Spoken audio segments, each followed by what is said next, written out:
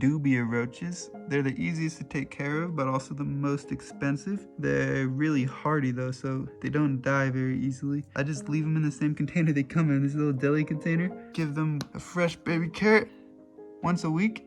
I like using baby carrots. They rot the slowest. So if you can use like a whole carrot and cut it up, but it's gonna rot a little bit faster. Or you can use other veggies, but again, it's gonna rot a little bit faster. But you can see my dubias are doing just fine here. I've had these for like a month and they're all still fine. They grow somewhat quick, so maybe get like one size down from what you really need. For the mealworms, I just keep them in the fridge right here.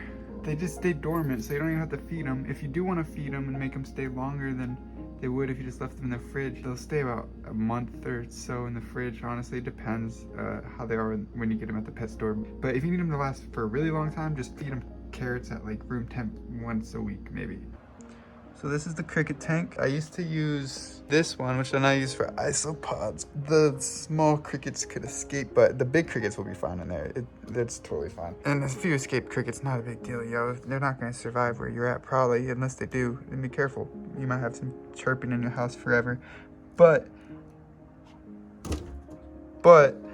crickets are a little bit harder to take care of. I like using substrate so that I can keep isopods and springtails with them to clean up their poop and their dead bodies, because I got sick of doing it myself. But if you don't want to keep substrate, you have to do that yourself, because if the dead bodies are in there, then the dead bodies just keep piling up. The dead bodies just cause more dead bodies, and it's also what causes them to smell. And use some leaf litter to keep the moisture in for the isopods, hides for the crickets that you can easily just get toilet paper rolls and egg cartons. It's really not as hard as it seems, but just make sure you moist the tank down a little bit for your isopods and springtails.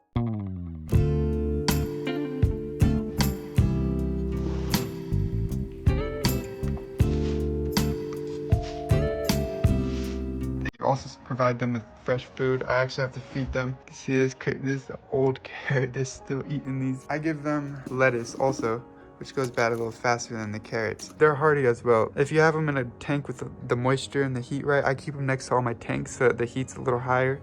They're gonna survive. It's not too hot. You can see it's a little wet on the egg carton right there. That's gonna give them water. The lettuce is what their other source of water is. Romaine lettuce, not green leaf or iceberg. Romaine lettuce is what you want to give them. That will hydrate them really well. Crickets, you can really give them anything. I can give them like bell pepper ends and scraps and stuff if you want to be really good about it. You just got to make sure you clean up the tank. Also, if you have springtails and isopods, they'll eat the rotting stuff, so it's gonna be fine. Like you can mess up. Let me know down below, what are some of your guys' favorite insects to feed your lizards that aren't too fatty or something? I don't know. I've been thinking about getting some locusts. I've been wanting to get black soldier fly larvae. I know those are easy to take care of. You just leave them in the container they come in, and let me know. And like and comment. Thanks for watching. Bye.